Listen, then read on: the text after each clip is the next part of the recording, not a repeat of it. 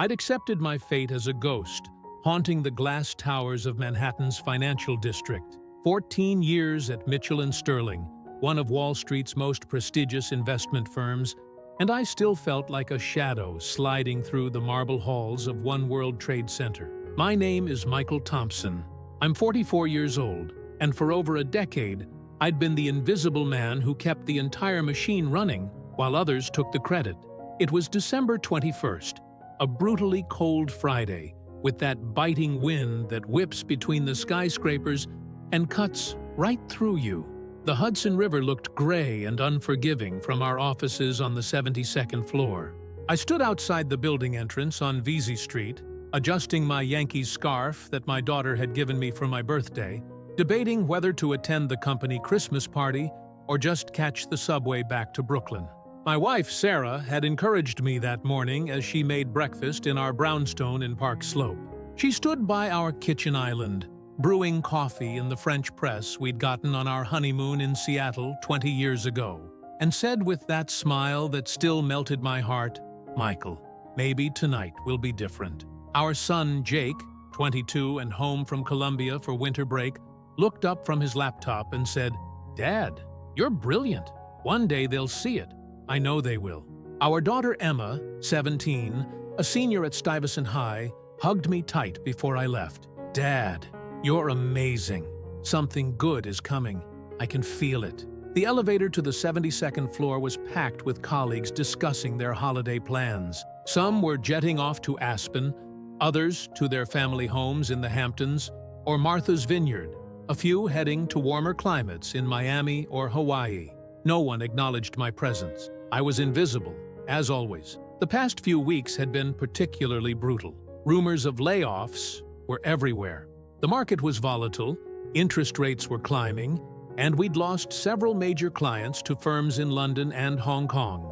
My direct supervisor, Bradley Harrison III, had called me into his corner office 9 times in the past 2 weeks, always with that typical Wall Street mix of fake friendliness and underlying threat, never quite saying what he meant. I knew what was coming. When firms downsize, they always start with those who don't play the game. The elevator doors opened onto the grand ballroom space, transformed for the occasion. The decorations were lavishly expensive: a 20-foot Douglas fir from Vermont, crystal ornaments from Tiffany's, tables groaning with catered food from Daniel Boulud, an open bar featuring top-shelf everything. Dom Perignon flowed like water. The partners never held back on these events. I grabbed a glass of Pellegrino and retreated to my usual spot by the floor-to-ceiling windows overlooking the city. From there, I could observe without being observed. There was Christopher Blackwell, head of trading, holding court with his Harvard Business School stories. Jennifer Chen, director of client relations, immaculate in her Oscar de la Renta dress, surrounded by her usual circle of admirers. And there, by the champagne fountain, stood William Mitchell himself, 76 years old, silver-haired, in his $15,000 Brioni suit, the embodiment of old Wall Street money.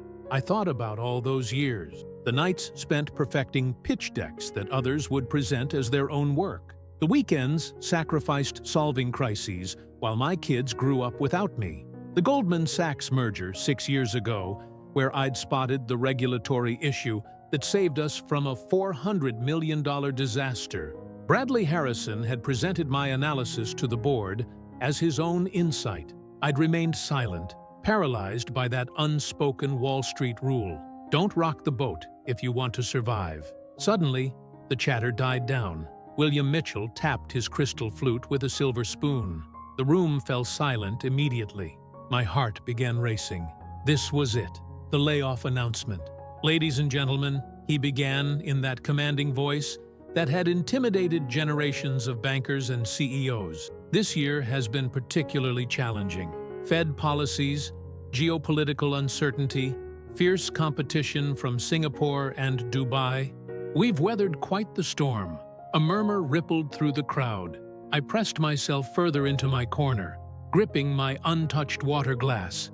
However, we haven't just survived. We've thrived. And while we're all here celebrating, It's only right to acknowledge that not everyone has contributed equally to our success. My stomach clenched. Here it came, the Wall Street way of firing people. Polite, corporate, devastating. There is someone among us who has toiled in obscurity for far too long. Someone whose brilliance has illuminated our path, while they themselves remained in shadow. Tonight, we correct a 14-year injustice. The silence was so complete, you could hear the traffic 72 floors below. Michael Thompson, would you please join us? The world stopped. Had he really said my name? 200 pairs of eyes swiveled toward me. Some colleagues were clearly trying to place who I was. 14 years at the same firm, and many were discovering my existence for the first time. My legs felt like jelly as I crossed the room. My footsteps echoed on the Italian marble floor. Faces blurred past. Curiosity, confusion, a few glimpses of recognition. When I reached William Mitchell, he placed a firm hand on my shoulder. Ladies and gentlemen, allow me to properly introduce the architect of our success over the past decade and a half. Mr. Thompson has been with us for 14 years. 14 years during which he has quietly solved problems that would have bankrupted lesser firms. The Goldman Sachs merger? His analysis saved us from disaster. The Asia-Pacific expansion that netted us $2 billion last year? His strategy. The regulatory navigation that kept us ahead of the SEC's investigations? Michael Thompson, working 20-hour days without recognition or complaint. I felt tears welling up. He'd known. He'd always known. I must confess something. William Mitchell continued, I've been watching Mr. Thompson for years. I've watched as his exceptional work was claimed by others. I've seen his extraordinary discretion exploited. And I waited. Why? Because I wanted to see if he would break, become bitter like so many on the street do. Instead, he continued to excel, maintaining an integrity I've rarely witnessed in 50 years on Wall Street. He turned to Bradley Harrison, whose face had gone the color of ash. Mr. Harrison, did you truly believe I didn't know where your remarkable insights originated? That I hadn't noticed every one of your presentations bore Michael's fingerprints? You were gravely mistaken. Bradley looked at his Italian leather shoes, unable to meet our CEO's gaze. Tonight, we right this wrong. Michael Thompson is hereby promoted to Managing Director and Partner, effective immediately. His office will be on the 73rd floor next to mine. Moreover, we shall retroactively pay all bonuses that should have been his for the deals he actually closed. And Bradley, clear out your office. You're done here. The applause was thunderous. I saw Jennifer Chen nodding approvingly. Christopher Blackwell, usually so cocksure, looked genuinely impressed. And Bradley Harrison. He looked like a man watching his empire crumble. But William Mitchell wasn't finished. He produced an envelope from his inside pocket. This, he said, holding it aloft, is a personal letter from the chairman of the Federal Reserve. He writes, and I quote, "The only reason Mitchell and Sterling successfully navigated the recent banking crisis was due to the exceptional work of one Michael Thompson. His understanding of both market dynamics and regulatory frameworks is unparalleled. You have a rare talent there. I suggest you recognize it before Goldman or Morgan Stanley does." The tears came freely now. Years of frustration, self-doubt, of wondering if integrity meant anything on Wall Street, all washing away in this moment of absolute vindication. "Michael," William Mitchell said quietly, but loud enough for all to hear, "I know Sarah and your kids are waiting at home. Call them. Tell them that the man they've always believed in has finally been seen for who he truly is. Tell them their husband and father is no longer Wall Street's invisible man." I nodded, unable to speak. The applause intensified. Colleagues who'd ignored me for over a decade lined up to shake my hand, to congratulate me. Some had the grace to look ashamed. Later in the evening, as the champagne flowed more freely and the atmosphere relaxed, I found myself on the outdoor observation deck despite the cold. New York sprawled before me, the lights of the city twinkling like stars, the Statue of Liberty illuminated in the harbor, the Brooklyn Bridge strung with lights like diamonds. My phone buzzed. Sarah had sent a photo. Jake and Emma holding a homemade banner reading, "Dad's finally made it," with hearts drawn everywhere. I smiled, wiping away the last tear. Tomorrow I'd go home and tell them they'd been right all along. Their father was someone special. It had just taken a while for the world to notice. William Mitchell joined me on the deck, carrying 2 glasses of 25-year-old Macallan. He handed me one. "You know, Michael, I've been planning this for months, but I needed to be certain. Certain you were the man I believed you to be. Last week, I received 7 approaches from other firms wanting to poach you. Goldman Sachs, JP Morgan, Blackstone, KKR, even Berkshire Hathaway called personally. They'd all recognized what we had right under our noses. Why now? I finally asked, my voice still shaky. Because yesterday I read your analysis of the AI revolution's impact on financial market. It was absolutely brilliant. And I realized that if I lost you, I wouldn't just be losing an employee. I'd be losing the strategic soul of this firm. Also, he took a sip of whiskey.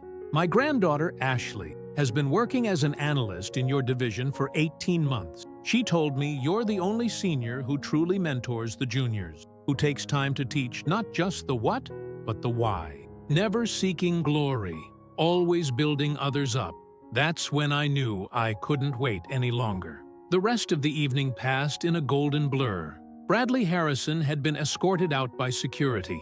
Turns out they'd been building a case against him for insider trading, and my promotion gave them the perfect opportunity to clean house. Several other executives who'd stolen credit over the years suddenly found themselves under investigation.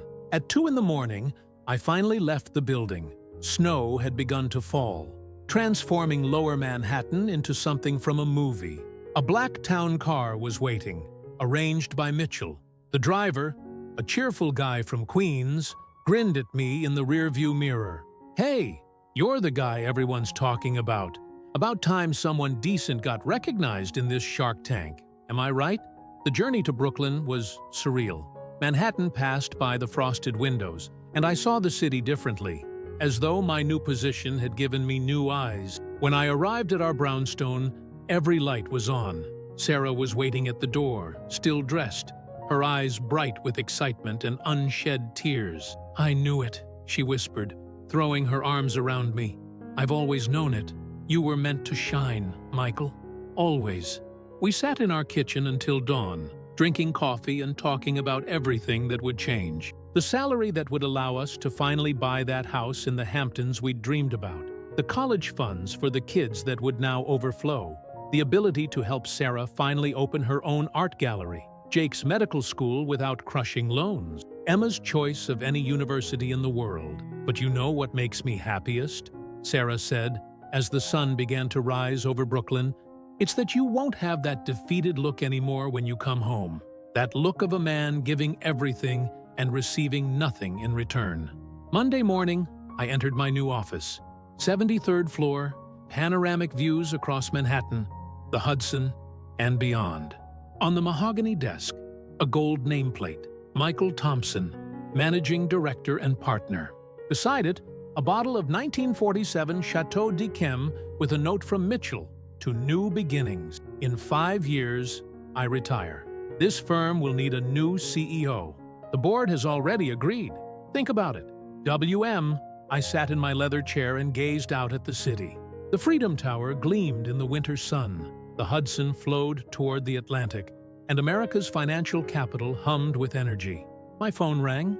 It was the Treasury Secretary, calling to congratulate me personally and discuss our firm's role in the new economic initiatives. The following weeks were transformative. My salary increased tenfold. The retroactive bonuses amounted to 8 figures, allowing us to immediately purchase not just the house in the Hamptons, but also a penthouse on the Upper East Side overlooking Central Park. But the deepest change was internal, being finally seen, recognized, valued. In meetings, my voice carried weight. Young analysts sought my mentorship. Clients specifically requested to work with me. I made a vow. No one would ever be invisible in my division. I established the Thompson Initiative, a mentorship program ensuring every contribution was acknowledged, every talent nurtured. 6 months later, at the firm's summer party on a yacht circling Manhattan, I gave my first speech as managing director. I spoke about the invisible ones, those who keep the machine running without fanfare or recognition. I announced that quarterly, we would hold the recognition ceremony, bringing hidden contributions to light. The irony wasn't lost on anyone. Michael Thompson, invisible for 14 years, had become the champion of visibility. That evening, returning home in my new Tesla, I thought about all the Michael Thompsons across America, all those working in the shadows, excelling without acknowledgement. I knew my story could give them hope, that sometimes patience and integrity do pay off. That talent, eventually, is always recognized. Jake was waiting in the garden of our New Hamptons house. Despite having summer classes, he'd driven out specially. "Dad, want to shoot some hoops?" "Of course, son," I replied, removing my suit jacket. I have all the time in the world now. And it was true. The new position paradoxically gave me more freedom. No more need to prove myself by staying late. My work spoke for itself. Emma was practicing Gershwin on her new Steinway. "Dad, will you listen? I'm preparing for Juilliard auditions." I smiled. Music filled our home, echoing across the grounds. It was the sound of dreams finally realized. 5 years have passed since that December evening. William Mitchell has retired, and I've officially taken over as CEO of Mitchell & Sterling. Michael Thompson, the kid from a blue-collar Pittsburgh family, leading one of Wall Street's most prestigious firms. Who would have believed it? Last week, I received a letter from a young analyst in our Chicago office. She thanked me for the Thompson Initiative, which had finally brought her contributions to light after 5 years of invisibility. She ended with, "You've shown me that being invisible isn't permanent. It's just the darkness before the dawn." I've framed that letter. It sits on my desk beside a photo of my family and a small American flag my grandfather gave me when I graduated college. Daily reminders of where I've come from and why I do what I do. Today, when I walk the floors of Mitchell & Sterling, I look carefully. I search for the invisible ones, the quiet ones, the humble ones, and when I find them, I stop, I talk, I listen, because I know what it's like to be unseen. My story isn't unique. It's the story of millions of Americans who work hard, who excel in the shadows, who keep this country running without recognition or fanfare. But sometimes, just sometimes, justice prevails. The light breaks through, and the invisible become visible. My name is Michael Thompson. I'm 49 now, and I'm living proof that perseverance, integrity, and hard work eventually pay dividends. Perhaps not immediately, perhaps not in the way you expect, but one day, your moment will come. The Christmas party at Mitchell & Sterling approaches again. This year, I'll give the speech. And I know exactly what I'll say. In this firm, no one remains invisible. Every talent will be recognized, every contribution celebrated, every person seen. It's my mission, my commitment, my way of paying forward what was given to me that December evening when everything changed. Yesterday, Emma told me something that moved me profoundly. "Dad, I know what I want to do after college. I want to go into business, but not just for the money or prestige. I want to create companies where no one is invisible, where everyone's contribution matters. Like you're doing." My eyes well up writing these words. The circle closes. Yesterday's invisible man shapes tomorrow's leaders who will ensure no one remains unseen. That's true success.